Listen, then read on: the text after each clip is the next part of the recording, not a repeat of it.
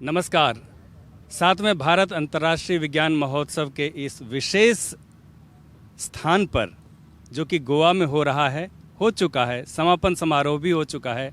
हमारे साथ सचिव DSIR और DGCSIR डॉक्टर शेखर मांडे हैं और हम उनसे जानने का प्रयास करेंगे कि विज्ञान महोत्सव किस प्रकार से आम लोगों तक विज्ञान को पहुंचाने में सफलतापूर्वक काम कर रहा है, और ये भी जानने का प्रयास करेंगे कि कोरोना काल में खास तौर पर CSIR के वैज्ञानिकों का किस प्रकार से उल्लेखनीय योगदान रहा है। Doctor Mande sir.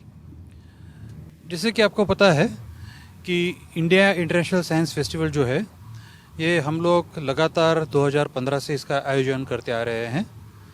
पहले 2 वर्ष तो हम लोगों ने दिल्ली में किया था, उसके पश्चात चेन्नई, लखनऊ, कलकत्ता होकर पिछले वर्ष हम लोगों ने पूरा ऑनलाइन किया था कोरोना की वजह से। और इस साल जो कि अब कोरोना महामारी का थोड़ा असर कम हुआ है तो ये हाइब्रिड मोड में किया गया है गोवा में। इसका मुख्य उद्देश्य ये है कि भारत में जो कुछ वैज्ञानिक काम होता है, संशोधन होता है, और जो पूरे विश्व स्तर पर जिसका बहुत महत्व है, इसको हम लोग किस तरह हमारे देश के लोगों तक पहुंचा पाए, इसकी जो सब उपलब्धियां जो भारतीय वैज्ञानिक की है।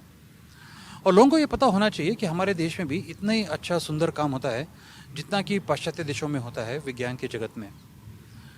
और इसके लिए हम लोग इसको उत्सव के रूप में मनाते हैं।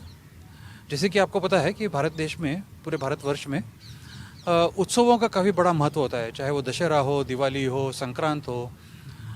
और इसी तरह हम लोग चाहते हैं कि इसी तरह विज्ञान को भी हम एक उत्सव के रूप में मनाएं, जिसमें भारतीय वैज्ञानिकों की उपलब्धियां सब लोगों तक बहुत अच्छी तरह पहुंचा पाएँ। और जो कि उत्सव की तरह हम लोग मनाना चाहते हैं, इसमें हम लोग बड़े स्तर पर स्कूल के बच्चे, कॉलेज के छात्र, सभी लोगों को उनको हम लोग इन्वॉल्व करके इसका हम लोग आयोजन करते हैं हर साल। हम लोग कोशिश भी करते हैं कि Guinness book of world record में अगर कुछ रिकॉर्ड किए जाए तो उससे भी फिर बच्चों में विज्ञान के जगत के लिए थोड़ी रुचि और बढ़ सकती है। इस वर्ष हम लोगों ने 3 Guinness book of world record किए थे, जिसमें का एक गगनयान का जो मॉडल है बच्चों ने बैठकर खुद अपने हाथों से बनाया और खुद इसे लॉन्च किया। एक था रेडियो एस्ट्रोनॉमी का जो एंटीना होता है, उसका भी बच्चों ने एक किट के मार्फत उसका पूरा तैयार करके उसको बच्चों को पढ़ाया हम लोगों ने कि रेडियो एस्ट्रोनॉमी में कैसा होता है। और तीसरा आज जो हो ड्रिप इरिगेशन पे काफ़ी सारे छात्र पूरे देश से उसमें जुड़े हुए थे, और तीनों ये इस वर्ष हम लोगों ने स्थापित किए हैं Guinness book of world record. इसका मकसद ये है कि बच्चों में भी विज्ञान के बारे में रुचि और पैदा हो, और बच्चे विज्ञान को इस दृष्टिकोण से देखें कि ताकि वो भी आकर विज्ञान में अपनी अपनी अगर कुछ कंट्रीब्यूशन कर पाए आने वाले पीढ़ी के लिए तो वो कर पाए। ये इसका मुख्य उद्देश्य है, और ये काफ़ी तरह से मैं कहता हूँ कि काफ़ी हद से सफल होते जा रहा है। यहाँ पे जो एक्सपो का आयोजन किया जाता है उसमें हर वर्ष कई लाख लोग एक्सपो को आके देखते हैं, और इस वर्ष भी जो कि हम लोग हाइब्रिड मोड में कर रहे हैं तो करीबन 80,000 लोग ऐसे आके एक्सपो देख के गए हैं। तो ये उत्सव की वजह से लोगों में थोड़ी थोड़ी ज़्यादा और इसके बारे में कुतूहलता और ऐसे ज़्यादा जो पैदा हो रही है, मैं समझता हूँ कि ये देश के भविष्य के लिए बहुत अच्छी बात है। सर, ये भी हमारे दर्शक जानना चाहेंगे कि खासतौर पर कोरोना काल में CSIR के वैज्ञानिकों ने क्या कुछ उल्लेखनीय कार्य किए। ऐसी बात है कि अगर CSIR का मैं बात करना शुरू कोरोना काल में तो मुझे तो 1 घंटा लग जाएगा बात करते करते, ज़्यादा ही। लेकिन मैं संक्षिप्त में बताना चाहता हूँ कि 2020 में 25-26 फरवरी को CSIR की जो 37 प्रयोगशालाएँ हैं पूरे देश में, उनके सभी निदेशकों की एक बैठक हुई थी गोवा में। और उस वक्त हम लोगों को पता चला था कि कोरोना जैसी भयंकर महामारी पूरे विश्व के सामने आने वाली है। तो ख्याल रखिए कि वर्ल्ड हेल्थ ऑर्गेनाइजेशन ने कोरोना को महामारी के रूप में 11 मार्च को कहा था। तो इसका मतलब है कि 15 दिन पहले ही हम लोगों का विचार विमर्श शुरू हुआ था, और इस वजह हम लोग एक बहुत बड़ी रणनीति कोरोना के खिलाफ ले आए थे, जिसके 5 मुख्य स्तंभ थे। एक स्तंभ था कि इसकी हम लोग सर्वेलेंस करेंगे, जीनोमिक करेंगे, सीरो सर्वेलेंस करेंगे, हवा में जो कोरोना जो फैलता है उसका हम लोग सर्वेलेंस करेंगे। दूसरा स्तंभ था जो जिसके हम लोग डायग्नोस्टिक्स करेंगे, नई नई अगर इनोवेशंस करके डायग्नोस्टिक किट सामने मिले आए। तीसरा स्तंभ हमारा जो था कि जिसमें ड्रग्स और वैक्सीन के बारे में हम लोग कुछ संशोधन करेंगे। चौथा था कि अस्पतालों में जो जरूरी होता है उसके बारे में हम काम करेंगे। और पांचवा स्तंभ था कि सप्लाई चेन जिसे कहते हैं उसको हम पूरा तैयार करेंगे। तो हर एक स्तंभ में अनेक ऐसी उपलब्धियां जो है हमारे वैज्ञानिकों ने की है, जिसके लिए पूरे देश को नहीं पूरे विश्व को गर्व होना चाहिए।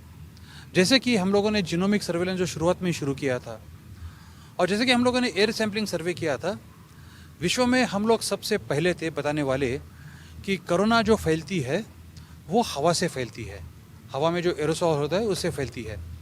और सिर्फ ये शोध नहीं किया, इसको हम लोग किस तरह कम कर सके इसका भी हम लोगों ने इसके सॉल्यूशंस किए। जैसे कि आपको पता है कि हवा में जो कि जीवाणु विषाणु जो फैलते हैं उनको अगर यूवी से उनको अगर ये किया जाए, एक्सपोज किया जाए अल्ट्रावायलेट लाइट से, तो फिर वो मर जाते हैं।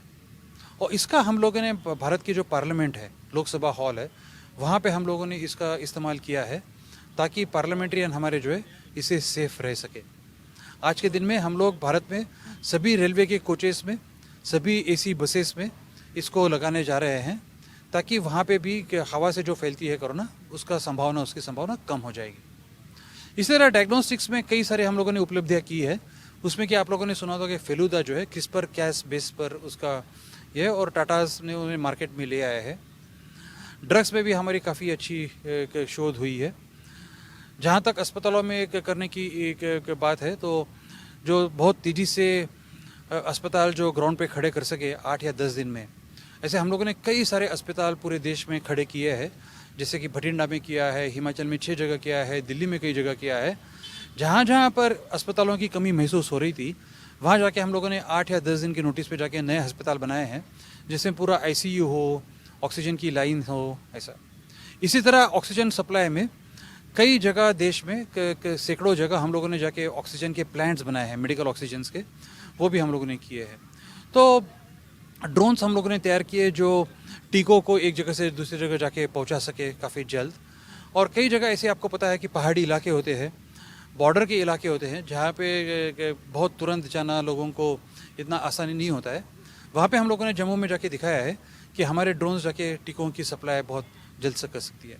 तो ऐसे कई सारी उपलब्धियाँ हैं। जैसे कि मैंने कहा कि मैं घंटों तक इसकी बात कर सकता हूँ, लेकिन संक्षिप्त में आपको मैंने बताने की कोशिश की है कि हम लोगों को बहुत गर्व है कि CSIR के वैज्ञानिकों ने जो कोविड काल में जो काम किया है, उसमें सिर्फ हम लोगों को नहीं पूरे देश को गर्व होना चाहिए कि इस तरह की उपलब्धियाँ हमारे देश में भी हुई है। बिल्कुल सही कहा सर आपने। लेकिन जैसे कोरोना की चर्चा हो रही तो एक सवाल बनता है कि ओमिक्रॉन को लेकर के देश ही नहीं पूरी दुनिया में बड़ी चिंता है।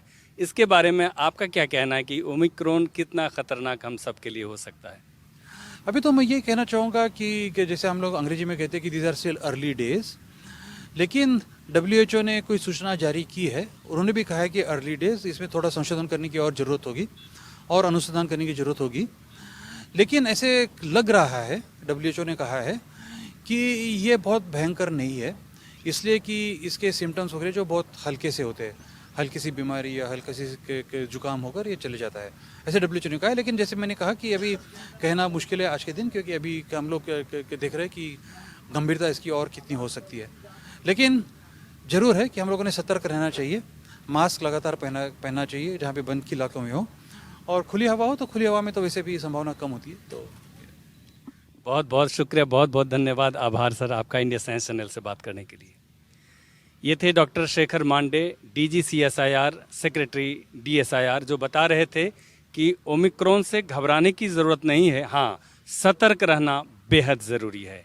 India science channel, Goa, Manvardhan कंठ।